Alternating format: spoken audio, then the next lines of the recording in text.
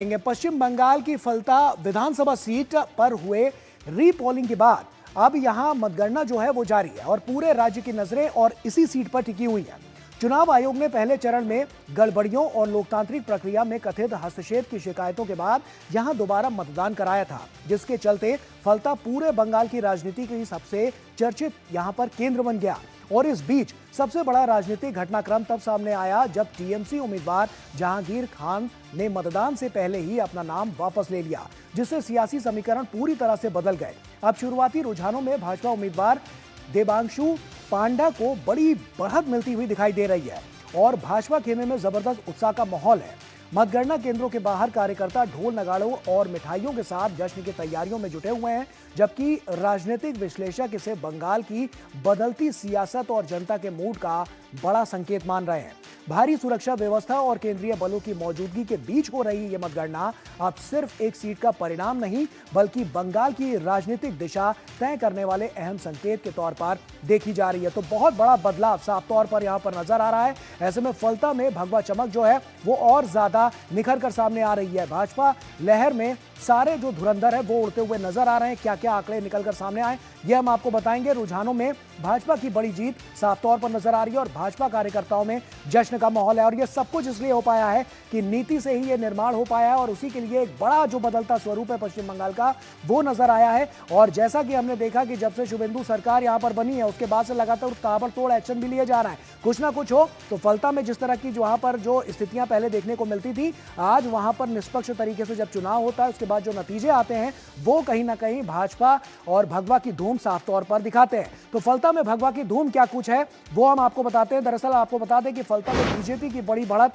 साफ तौर पर नजर आ रही है और यह बढ़त इसलिए है क्योंकि लगातार जो काम होता रहा है और जिस तरह से जो संकल्प लिया गया उसको सिद्धि तक पहुंचाने की जो कवायद थी वो साफ तौर पर पश्चिम बंगाल में नजर आ रही है और इसीलिए जो ताबड़तोड़ एक्शन है वो लिए जा रहे हैं और इसीलिए फलता में भगवा की धूम साफ तौर पर नजर आ रही है। सीपीआई दूसरे नंबर पर है और पहले नंबर पर बीजेपी है। साफ तौर पर इस सीट की जब हम बात करते हैं कांग्रेस तीसरे स्थान पर नजर आ रही है और ऐसे में टीएमसी उम्मीदवार जहांगीर खान चौथे नंबर पर नजर आ रहे हैं। तो आप समझिए कितना बड़ा ये फेरबदल होता हुआ नजर आ रहा है, क्योंकि टीएमसी का इसको गढ़ कहा जाता था और ऐसे में अब गढ़ से बाहर ही किस तरह की स्थितियां नजर आ रही है। उसके बाद भी बहुत कुछ हुआ है क्योंकि यहां पर तो रीपोलिंग हुई है और उसके बाद जो स्थितियां बदली हैं जब से यहां पर बीजेपी की सरकार यानी कि शुभेंदु सरकार बनी है पश्चिम बंगाल में, उसके बाद बहुत कुछ चेंजेस जो है वो बड़े पैमाने पर नजर आए। 35 कंपनियां केंद्रीय बल की तैनाती यहां पर की गई है। साफ तौर पर चुनाव आयोग का जो पूरा योगदान रहा है वो सुरक्षा व्यवस्था को चाक चौबंद करने पर रहा है। काउंटिंग सेक्टर पर जो सेंटर है वहां पर कड़ी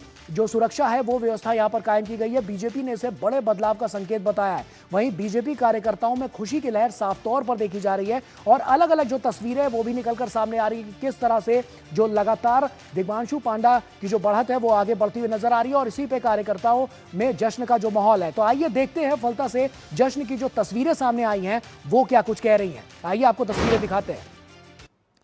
तो ये आप तस्वीरें देख सकते हैं किस तरह से फलता में भगवा तूफान जो है वो नजर आ रहा है और इसी तूफान में टीएमसी और उसके साथ जो अन्य पार्टियां हैं वो उड़ती हुई नजर आई हैं क्योंकि ये तूफान काफी बड़ा रहा है।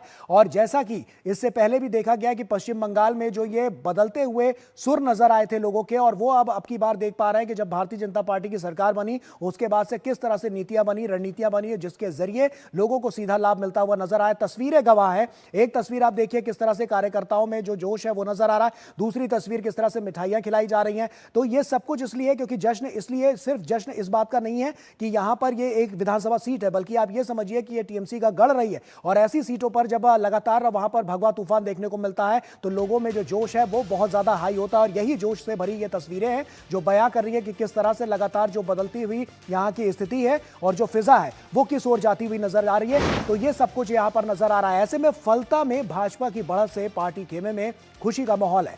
आइए देखते हैं भाजपा सांसद ज्योतिर्मय महतो और अग्निमित्रा पॉल की क्या प्रतिक्रिया यानी कि रिएक्शंस इस पर निकल कर आए, आपको वो सुनवाते हैं। सुनिए।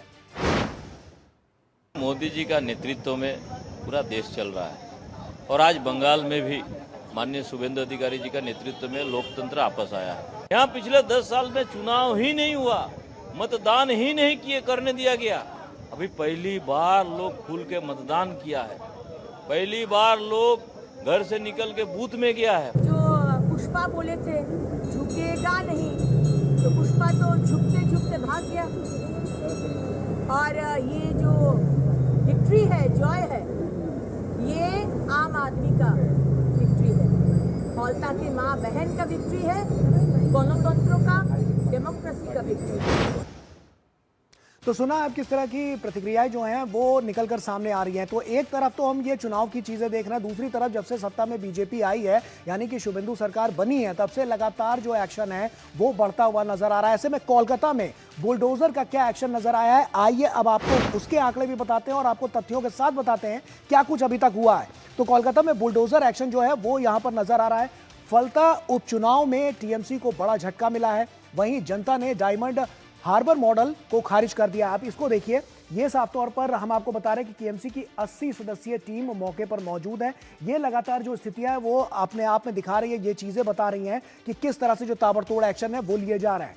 तिलजला में अवैध 7 मंजिला इमारत ढाई गई है और ये इमारत जो यहाँ पर आप समझिए कि इस जो पूरे ये जो कस्बे में अवैध निर्माण पर ये एक्शन लिया जा रहा है। तो इस तरह की जो भी इमारतें जो अवैध तरीके से बनाई गई हैं उस पर ये एक्शन होता हुआ नजर आ रहा है। आरोपी पक्ष सुनवाई में नहीं पहुंचा है, तो आप समझिए कि ये भी जो आरोपी है वो पक्ष जो है वो सुनवाई में नहीं पहुंचा है। सोना पप्पू से जुड़े निर्माण पर भी कार्रवाई लगातार जारी है और अवैध निर्माणों पर प्रशासन जो है वो सख्ती के साथ किस तरह से काम कर रहा है ये हम आपको बता रहे हैं कि आप देखिए कि लगातार जब से ये शुभेंदु सरकार बनी है लगातार ताबड़तोड़ एक्शन लिया जा रहा है। जीरो टॉलरेंस की नीति अपनाई जा रही है, जीरो टॉलरेंस की, जो पहले नहीं होता था अब हो पा रहा है, इसलिए क्योंकि लगातार जो नीतियां बनी हैं और जिस तरह की रणनीतियां रही हैं उस पर साफ एक संदेश था कि किसी को भी बख्शा नहीं जाएगा और अगर इस तरह की स्थितियां पाई जाती हैं तो उन पर बुलडोजर चलता हुआ नजर आएगा। और यही सब कुछ इसलिए हो पा रहा है कि लगातार जो रणनीतियां बन रही हैं उन्हीं से और साफ फोकस के तहत जो सरकार ने संकल्प लिया था, जो संकल्प पत्र में जो संकल्प लिए गए थे उनको सिद्धि तक पहुंचाने के लिए इस तरह की कवायदें बहुत तेज गति से जारी है। संवाददाता सौरभ दत्ता हमारे साथ जुड़ रहा है, सौरभ का ही रुख करेंगे। सौरभ, जिस तरह की अभी मौजूदा स्थिति है, सबसे पहले तो आपसे चाहेंगे कि आप हमें यह बताएं कि अभी वहां पर जो फलता विधानसभा सीट है क्या कुछ आंकड़े निकलकर सामने आ रहे हैं, सबसे पहले तो उसका अपडेट, और उसके बाद फिर बुलडोजर पर बात करेंगे कि वहां पर किस तरह से सख्त एक्शन लिया जा रहा है। सबसे पहले अपडेट दीजिए, क्या कुछ चल रहा है ग्राउंड जीरो पर। गौरव, देखिए अब तक 16 राउंड का जो गन्ना वो खत्म हो गया है। 16 राउंड के बाद देवांशु पांडा 76,397 वोटों से आगे हैं। टीएमसी से नहीं, सीपीएम से आगे है, कांग्रेस से आगे है। सीपीएम टीएमसी तो उसके बाद आता है। चौथे पोजीशन पे पहुंच गए हैं, चौथे पायदान पे पहुंच गए हैं जहांगीर खान और उनको वोट मिला है 5,319। पुष्पा को वोट मिला है 5,319 और उनके सबसे उनको कॉम्पीट किसको करना है? भाजपा को। कितने वोट मिले हैं? 1,11,270। मार्जिन कितने का है? 76,397। तो यही बात अब कही जा रही है कि कहाँ गया डायमंड हार्बर मॉडल, कहाँ गया अभिषेक बनर्जी का वो दावा कि 7 जन्म ले लो आप डायमंड हार्बर मॉडल को छू नहीं पाओगे। 7 जन्म भी नहीं लेना पड़ा, इसी जन्म में, इसी महीने में छू दिया, जनता ने छुआ। ईवीएम पर बटन दबाकर छुआ, कमल के ऊपर बटन दबाकर छुआ और उससे ही जो डायमंड हार्बर मॉडल था वो एकदम ध्वस्त हो गया। ऐसा ध्वस्त हुआ कि सीपीएम और कांग्रेस के कैंडिडेट भी टीएमसी के आगे हैं और उनको वोट मिला है अब तक। हिसाब अब अगर आप अंकों की आंकड़े करेंगे तो 3 से 5%, यानी जमानत उनका तो जमानत जो है वो जब्त होगा, ये तो तय है, लेकिन 3 से 5%। यहाँ पर सवाल होता है कि जहांगीर खान हट गए। सवाल ये आता है कि क्या जहांगीर खान को पहले ही पता चल गया था कि इस तरह की स्थितियां होने वाली, इसीलिए पहले ही उन्होंने मैदान छोड़ दिया, इसीलिए वो नामांकन उन्होंने वापस ले लिया? देखिए, भाजपा का कार्यकर्ता का कहना है कि जिस दिन रिपोल का अनाउंस हुआ था उसी दिन ही ये तय हो गया था कि अब जहांगीर खान उर्फ अभिषेक बनर्जी का जो मॉडल है वो फलता में काम नहीं करेगा। और कहीं ना कहीं वहां पर लोगों की जो प्रतिक्रिया आ रही है, क्या प्रतिक्रिया आ रहा है? प्रतिक्रिया यही आ रहा है, वो कह रहे हैं कि आजादी के बाद ये दूसरी आजादी। आप मानो कितनी बड़ी बात है, कह रहे हैं कि आजादी के बाद दूसरी आजादी। तो फिर 15 साल से वहां पर किस तरह से जी रहे थे वहां के लोग? फलता कॉन्स्टिट्यूएंसी में 70% हिंदू कॉन्स्टिट्यूएंसी है, 30% मुस्लिम कॉन्स्टिट्यूएंसी है, लेकिन उनका कहना है कि वहां पर जो 70% जो हिंदू थे उनका जीना दुश्वार हो चुका था। बहुत सारे लोग थे जिनको अपने घर छोड़ना पड़ा, बाहर जाना पड़ा, वो घर नहीं रह पाए, रोजी रोजगार छोड़ना पड़ा। और यही कारण है कि जब चुनाव आयोग ने यह सुनिश्चित किया कि आप अपना वोट दे पाओगे बिना डर, बिना भय के, निष्पक्ष चुनाव होगा, तो निष्पक्ष चुनाव का नतीजा देखिए। भाजपा 78,000 का लीड लेते हुए, टीएमसी का वोट है कुल मिलाकर 5,000, और डायमंड हार्बर मॉडल जो 1.5 लाख से कभी फलता से लीड लिया करते थे अभिषेक बनर्जी, आज पासा पूरा पलट गया। वहां फलता के लोगों का कहना था, फिर एक सवाल भी गौरव आता है कि अभिषेक बनर्जी के लिए कितना बड़ा झटका है ये, क्योंकि साफ तौर पर यहाँ जो मौजूदा स्थिति नजर आ रही है तो अभिषेक के लिए तो बहुत बड़ा झटका है ये। झटका तो है, क्योंकि हर बार अभिषेक बनर्जी खुद को, उनकी जो लीडरशिप है, उनकी जो नींव उन्होंने रखी थी वो डायमंड हार्बर मॉडल के ऊपर रखी। अगर कुछ भी होता था वो डायमंड हार्बर को आगे कर देते थे, चाहे वो सोशल कोई प्रोजेक्ट हो, सामाजिक प्रोजेक्ट हो, जैसे बुजुर्ग लोगों को भत्ता देने का ये प्रोग्राम उन्होंने लिया था, अपने कॉन्स्टिट्यूएंसी में अलग से हेल्थ कैंप किए थे। ये सारे बात को लेकर वो बार बार डायमंड हार्बर मॉडल का जिक्र करते थे।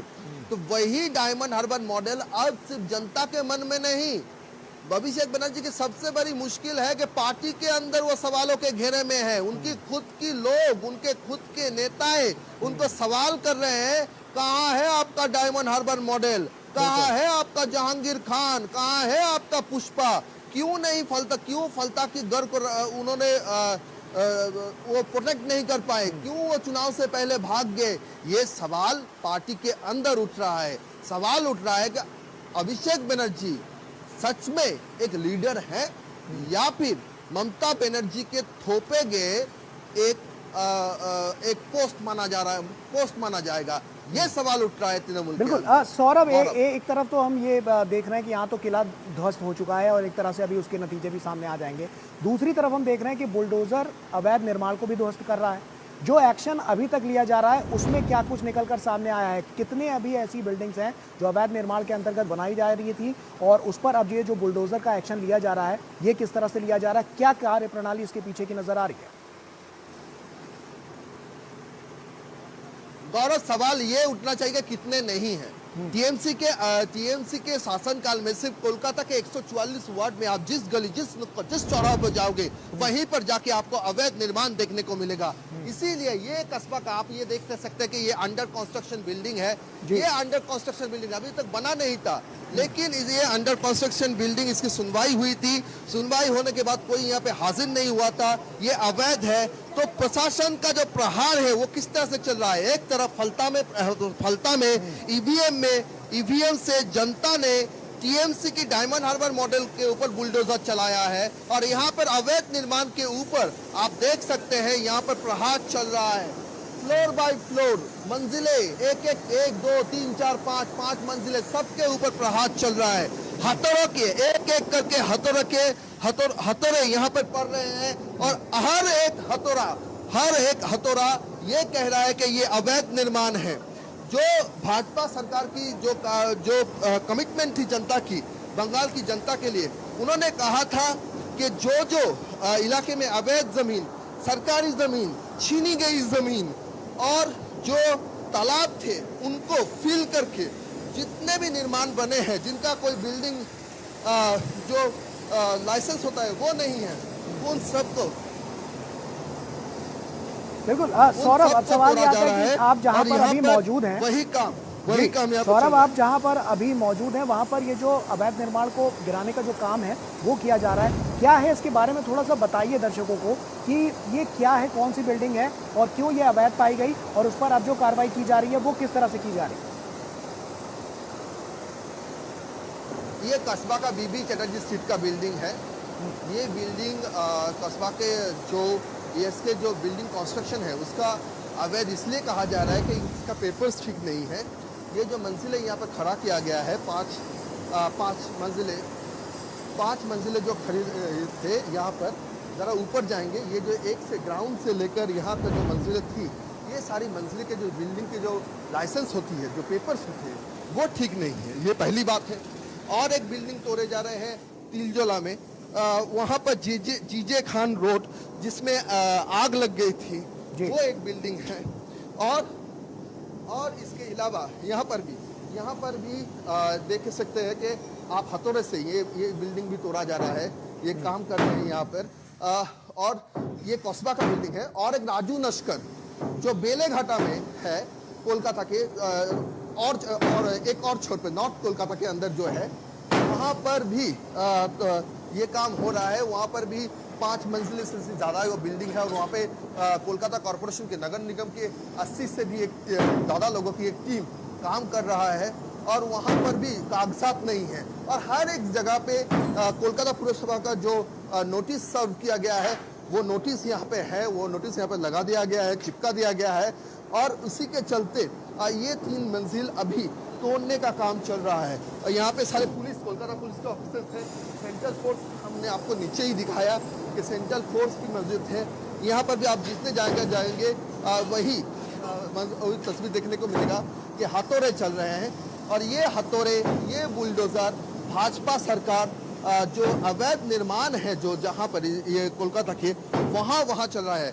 मंत्री अग्निमित्रा पॉल जो अर्बन डेवलपमेंट मिनिस्टर है, वो आए थे और उनका कहना है कि जहाँ पर पेपर्स नहीं दिखा पा रहे हैं, जो कंप्लेन है, उन सबको अभी उनके ऊपर कार्रवाई हो रहा है और कार्रवाई होने के बाद उसके ऊपर कदम उठाए जा रहे हैं। जिनके पेपर्स नहीं है उनको डरने की कोई ज़रूरत, जिनके पेपर्स हैं उनके डरने की कोई ज़रूरत नहीं है। जिनके पेपर्स नहीं है, प्लान सही से नहीं है और जिनके खिलाफ आरोप है कि एक्सटॉर्शन के जरिए अवैध तरीके से ज़मीन पर कब्जा कर मंजिलें बनाकर उससे मुनाफा लेने का उनका जो एक तरफ से बिजनेस उन्होंने फांद के रखा था।